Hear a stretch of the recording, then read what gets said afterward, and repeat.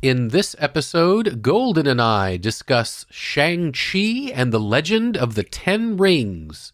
Full speed ahead. The Omega Beam. Full power.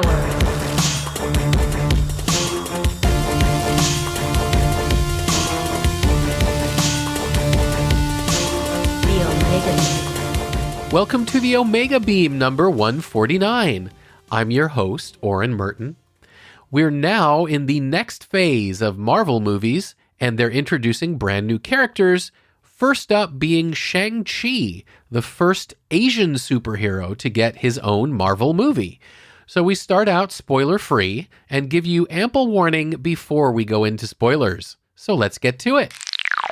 I am here with Golden to talk about Shang-Chi and the Legend of the Ten Rings.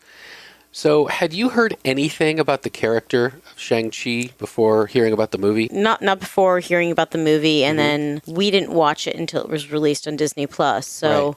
I tried to avoid most spoilers. So did I I. might have read some light reviews about it, but otherwise I went into it not knowing too much. Yeah, same here. I have never read a single Marvel comic with Shang-Chi as a character in it. It was not a character I was anyway familiar with.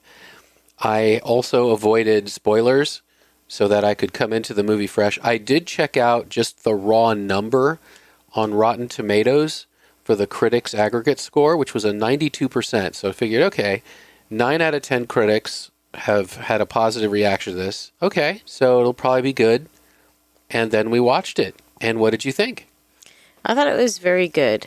I think it was what I expected it or what I wanted it to be. Yeah, good way to put it. I agree. I had no idea story-wise what to expect, but I certainly hoped that it would be a compelling story as well as really great Hong Kong-style martial arts movie. And it worked on both levels. I thought the story was compelling. I thought that martial arts were beautiful. I mean, just so well executed. It didn't look like Hollywood stunts. It looked like real martial arts being done. Yes. There were some flourishes, Of course. but it didn't go Crouching Tiger, Hidden Dragon full on, which... Right. Everyone jumping on the top of trees. Yeah, and- Crouching Tiger, Hidden Dragon is a beautiful movie. It's just never one that I've embraced. Sure. I know what you mean. I And- like a little bit more reality to my martial arts. Right. Speaking of reality and visuals, I have to say, and I said this when we were watching it, I'm semi-familiar with some of the Eastern mythology and their sort of magical creatures and monsters and everything else. And we've seen them in various animated things before, but this was the first time I'd ever really seen Eastern lion monsters and dragons and all kinds of really Just interesting, beautiful and interesting creatures. They were so well realized on screen, and they were so beautiful that I could have just sat there and watched them just literally roam around that dimension that they were in and just say, this is amazing, because it was just so beautiful. You know, what a wonderful way to add to a movie that was already a good film based on story and just martial arts action. And then you add this gorgeous realization of mythology, and it just took it to another level, in my opinion. We also should talk about the actors. I'm a fan of Awkwafina. I'd only ever seen her before in the Jumanji sequel, but I thought she was fantastic, and I think she was wonderful in this as well. I thought the lead actor, I'm going to pronounce his name Simu Liu, I hope that is correct. I'd never seen him before in anything, but I thought he did a wonderful, compelling job as Shang-Chi. I think the fact that it didn't try and rely on stereotypical Hollywood tropes of what Asians are like really worked to its benefit, gave it kind of an added grounding. I also still like the fact that when they're talking with their friends or when there's a suggestion that they're a couple, that they're okay with being just really good friends, great friends, awesome friends. and that it doesn't have to rely on a romantic relationship between these two characters, and it can instead rely on a relationship of a man and woman and a very tight friendship. Yeah, and it may become romantic in the future, but if it doesn't, they seem totally fine with it. That they just really enjoy each other and accept each other and understand each other as people. It was very nice to see. And Aquafina's character, Katie, stand out even more. Her outfits stand out more because they don't really seem to fit what the typical, I want to say, what everyone else is. Well, it's kind of like what everyone else is wearing. She kind of stands out from what everyone else is. Yeah, she has her own style. But yet, when it comes later in the movie where they dress her according to where she's at, she fits in just fine. She does. So I figure we'll give some spoilers now that we've gone the non-spoiler version. And it has been out for quite a while, considering theaters and Disney Plus now. Yeah, that's true. So I guess we'll end the spoiler-free section by saying we really enjoyed it. If it's in theaters near you, if it's streaming at a service that you pay for, it's a really good watch. And this is kind of a standalone Marvel movie. Yes, it takes place in the Marvel Universe. Yes, it brings in a couple of the characters. There's a couple mentions of what happened, but you don't need to know anyone's story in the MCU to watch this movie. So, all right, 3, 2, 1 spoilers. I like how they bring Wong in at the very beginning, and then make sure you stay around for the credits if you didn't get it the first time, how they bring him back at the end. I like kind of how they open up with them sitting across from a couple, and they end them sitting across from a couple. It's just the story is much different, and the other two people don't believe a word that they're saying. Right. I agree with you. I thought that was a wonderful way to frame the story, that it sort of begins, like you said, in kind of a mundane, normal way, and it ends with the same mundane, normal situation, only this time we have Wong portaling in because he's got some important business to deal with. So they can tell that, okay, something's changed now. But I think that's good storytelling, and I think that was a great frame. And like you said about Wong, I think that was a wonderful way to weave this into the greater Marvel universe without making this just another story that, you needed to know 5 other movies for this one to make sense. You didn't. This is a standalone story, but they do weave some characters in. And at the end of it, like you said, in the after credits scene, it brings it into the wider Marvel universe. But you don't need that to really enjoy this. And I thought that was a smart choice because this is kind of a standalone story. I think the characters were all really well realized. I thought very fleshed out. This wasn't just another retelling of the Iron Man story. I love Doctor Strange. I absolutely love Doctor Strange. A very valid criticism of that movie is that the arc they gave Doctor Strange was very similar to the arc that they gave Tony Stark. And there is kind of a Marvel formula, and it does work. And this was something very different, and it worked too. And I liked to see that. One criticism I've seen, and again, I think there is a validity to this, is, the character of Katie, Awkwafina's character, has, what would you say, a day of archery lessons before she... No, I think she's just a natural archer. Yeah, I mean, we know she's got amazing hand-eye coordination because they make a very, very big plot point of how well she drives. It's brought up at the very beginning that she's practically a NASCAR driver, and we see her use amazing hand-eye coordination in a chase. And so when she gets to the bow, she's not familiar with archery, but she does take to it incredibly well. But some people online were complaining it was a bit of a Mary Sue moment where someone who doesn't know something suddenly picks it up better than an expert in 5 seconds because they need to for the story. I don't think it was that bad. And that was going to be my point, that I think they had set her up as a character who was very capable, had good hand-eye coordination, and so she took to it pretty readily. But I do understand that criticism, and I see why people would say that. But it didn't take me out of the movie. It didn't ruin it for me. Anything. So you know how I like to go through the IMDb trivia. For her role as Katie, Awkwafina trained in car drifting and archery. Well, there you go. Taking it seriously. So there's a couple really cute or interesting things. Yeah. In the bus scene, the one that is the same one that asks Peter if he's at the hot dog stand and asks Peter if he's the spider guy. Oh, Yeah, so I think that's interesting. Apparently, the main actor was knowledgeable in Taekwondo, gymnastics, and Wing Chun, but for his role as master of Kung Fu, he trained in Tai Chi, Wushu, Muay Thai, Pencastilat, Krav Maga, Jiu-Jitsu, boxing, and street fighting. So just a little bit of training to make sure. Taking it seriously. And originally, Stan Lee wanted to do this as a series with Brandon Lee. Interesting. But it fell through. And for those of you that just like this little cute little trivia and you ask how the cast gets along, Menger Zhang met action designer Young Lee while making the movie. The two started dating, and by the time the movie wrapped, they were married. Aww. To celebrate, what does our main guy do? He takes everyone to Disneyland. What does Aquafina do?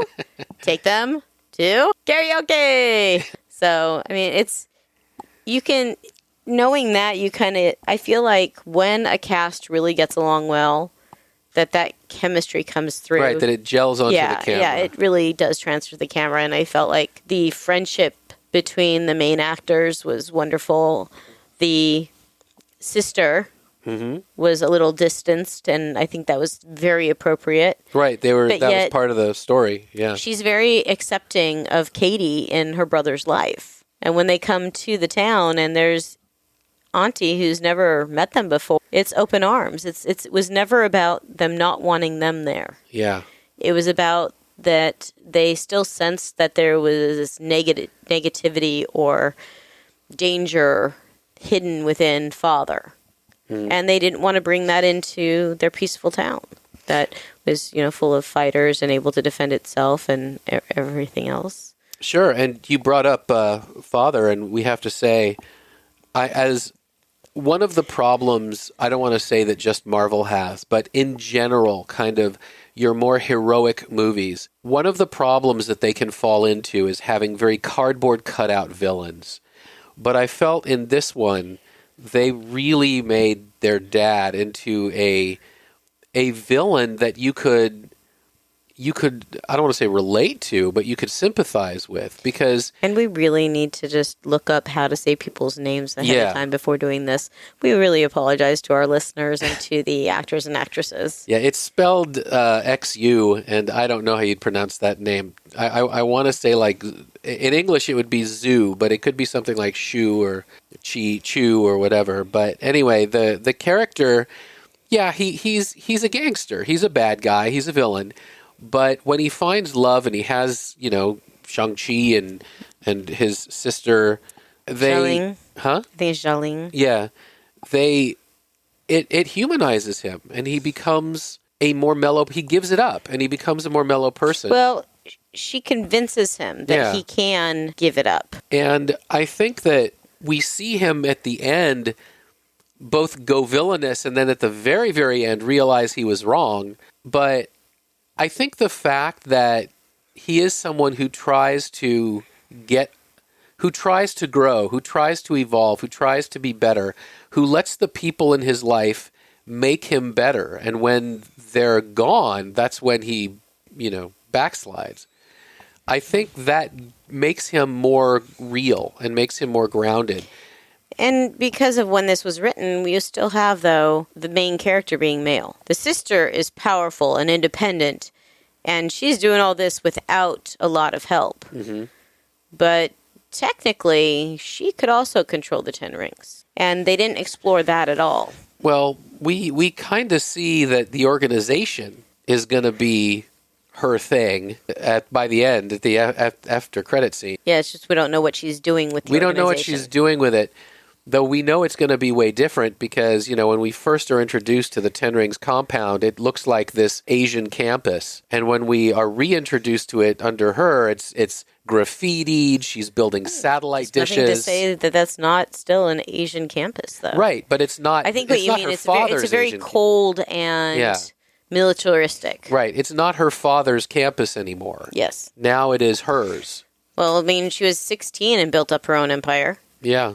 Now she's just, rejiggering his. Right. So she's clearly a very, very capable human being. And it'll be interesting to see where they go with her. And it'll be interesting to see where they go with Shang-Chi. I mean, I haven't followed the movie's box office, box office is kind of taken on a whole different world now that we're kind of hopefully getting on the other half of the pandemic, but box offices are still being reduced considerably as people don't want to go into crowded theaters. There's spikes in different parts of the world than there are here. I know that Shang-Chi had issues playing in China, so that's a big box office. China is a huge box office that they're not getting. And in Iron Man 3, we met the Mandarin. Right.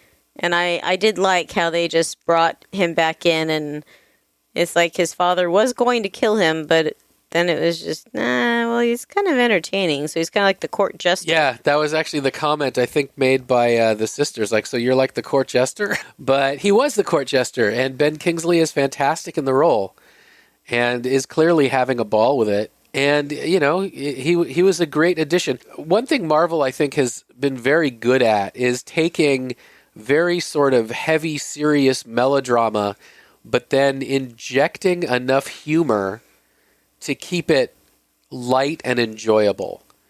And I think Trevor Slattery, the Ben Kingsley Mandarin caricature, was really the perfect way to both tie this in to an earlier installment in the Marvel Universe and also keep it nice and light, even as it gets serious. It is a very enjoyable movie. I know that a lot of people feel like it is one of the best Marvel movies. I can understand why. It's not necessarily my favorite, but this was really well done. And it is beautiful. It is gorgeous. And I look forward to watching it again sometime. Yeah, and I do hope that the movie has done well enough. I mean, I think it's pretty clear that in future Marvel movies, they will bring the character of Shang-Chi in just because they spent so much time and money introducing him. But I hope he gets another solo outing. I read that someone's review was saying that a lot of the Marvel movies end with, like, okay, here's the next big threat. But this one seemed to be ending with, oh, well, here's the promise that he'll return. And it's nice that it's not ending on this dire note. Right. But that it's just, we'll see him again. And that's, one of our other favorite, kind of franchises in the franchise, the Ant-Man movies. They're personal. They're not Ant-Man saves the universe. They're more... But he does. In the Avengers movies. But he does. Right. In the Avengers movies, sorry. No, we know it's not really him. It's really the rat. Right. It's the rat that saves the universe. But I do think they do a great job in the especially Ant-Man 1. It's really one guy wants to save his legacy. Well, he just wants to be with his daughter. Ultimately, yeah. He just wants to be able to spend time with his daughter. So I like it. Of course, the universe-spanning gigantic epics are wonderful and fun, but I'm glad they're not all that, and that we can have these Marvel movies that are really wonderful, self-contained movies that are just personal. So as I said, he wants to save his daughter, or just, spend time with his daughter. It then fast-forwarded me to Endgame, where he just is way too nervous to do it, and so instead, Hawkeye steps up because he wants to see his daughter. Right.